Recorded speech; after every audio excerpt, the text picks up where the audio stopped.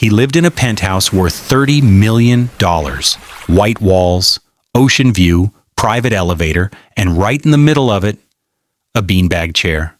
No bed, no sheets, just a laptop, energy drinks, and a guy who hadn't slept properly in days. This was Sam Bankman-Fried.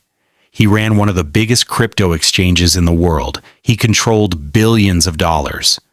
And he looked like someone who forgot to do laundry. He said money didn't matter. He said he only wanted to give it away. Then one morning, users opened the app, tapped withdraw, and nothing happened. By the end of the week, $8 billion was gone. Not hacked, not stolen, just missing. Palo Alto, California. Not the flashy part, the quiet part. Stanford campus nearby, bicycles, coffee shops, people who argue for fun. Sam grew up here. His parents were law professors. Dinner conversations were about ethics, about rules, about what should happen. Sam listened, but he didn't argue. He calculated. As a kid, Sam wasn't popular. He wasn't charismatic. He was efficient. He liked puzzles.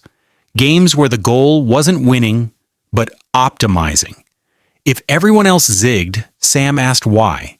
And more importantly, whether zigging was necessary at all. At MIT, Sam studied physics, hard problems, abstract thinking, no room for emotion.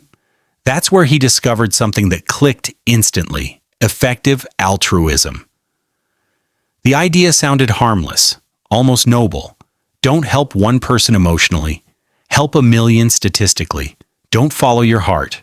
Follow the math. Under this logic, making money wasn't greedy. It was responsible. Because if you made enough of it, you could fix the world later.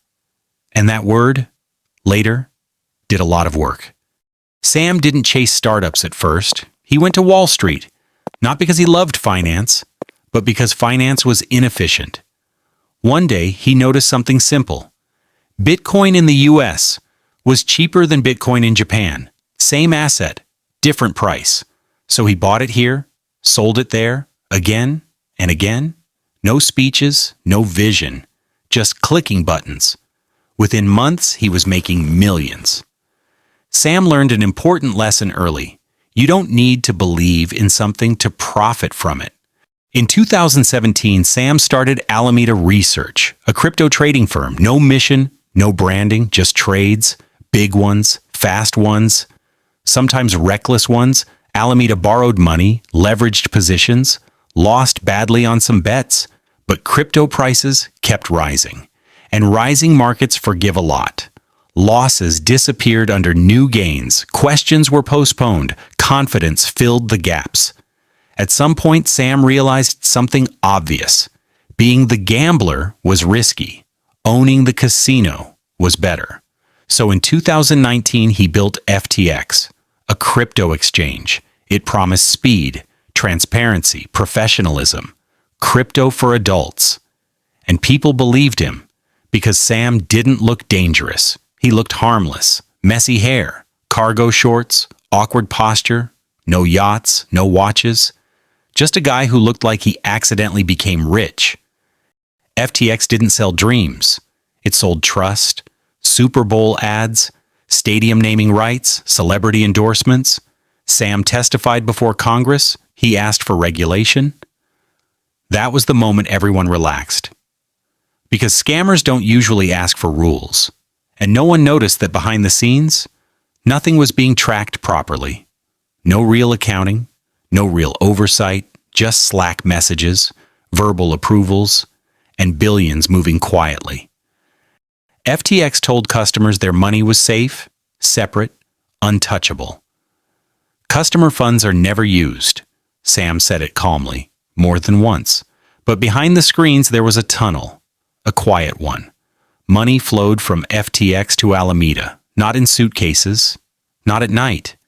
Just numbers moving from one account to another, covering losses, extending bad bets. It wasn't complicated, it was convenient.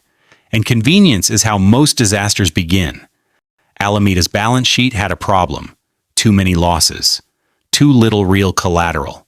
So they used something else, FTT, a token created by FTX, printed by FTX, controlled by FTX. They valued themselves using their own invention.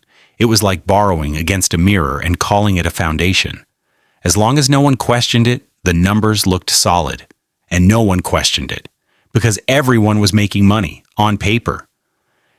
FTX moved its headquarters to the Bahamas. Official reason, regulation. Real reason, distance, sunny skies, ocean views. Executives lived together in luxury apartments, work, sleep, repeat. Decisions happened fast, too fast. Billions were approved with emojis. No board meetings, no paperwork, just trust, and trust was running out. Early November 2022, a document leaked. Not a hack, not a rumor, a balance sheet. It showed Alameda wasn't strong, it was fragile, propped up by FTT and tied directly to FTX. Someone posted it, someone noticed, then everyone noticed. Users opened the app, tapped withdraw, refresh, nothing. Again, still nothing. Billions tried to leave at once. FTX didn't have it. The tunnel had drained the vault. Slack messages turned frantic. Any update? Funds delayed. Who approved this? No answers. Just silence. In less than 72 hours, FTX collapsed. A rescue deal was announced, then quietly abandoned. Employees stared at screens as systems shut down. Some learned they were unemployed from Twitter. $8 billion was missing, not hacked, not stolen, spent, slowly, quietly, over time. Sam started talking, interviews, tweets. He said he miscounted. He said it was a mistake. He said he didn't intend harm. But intention doesn't refill accounts. Customers were locked out, life savings frozen. And Sam was still explaining math. In court, former friends testified. They said Sam knew. They said Sam approved. Private chats were read aloud. Jokes about risk, casual references to billions. The image cracked. The genius wasn't confused. He was aware. The jury didn't take long. Guilty, fraud, conspiracy. The boy who promised to save the world now faces decades in prison. No beanbag, no penthouse, just consequences. Sam Bankman-Fried didn't look like a villain. He didn't yell. He didn't brag. He explained. And that's what made it work.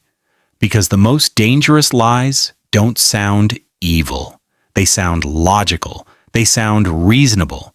And by the time you realize the difference, the money is already gone.